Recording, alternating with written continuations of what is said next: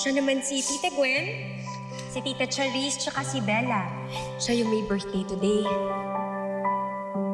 Anong pangalan mo? Ara po. Hi, Ara. Bella, anak, come here. Kanina, nung natapon yung chocolate sa gown mo, nag-sorry si Ara sa'yo kasi hindi naman yun sinasadya. Tama ba, Ara? Opo. Sorry, Bella. At ikaw naman, dahil nagulat ka, natulak mo si Ara. Kahit hindi mo rin sinasadya. Pero nasaktan siya doon, anak. So, anong dapat mo sabihin sa kanya? Sorry. O ayan, bati na kayo, ha? Kaya po siguro, naaalala ko po kayo.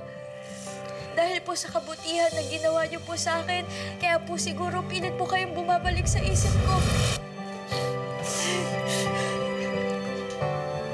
Kaya po siguro, napagkamalan ko po kayong nanay ko. Ikaw nga si Ara. Tama nga ako, ikaw nga si Ara. I hate to say this, pero hindi sapat yung mga naaalala mo para masabi na ikaw talaga si Ara. Rosel, kailangan natin paimbestigahan to. Meron akong alam na paraan.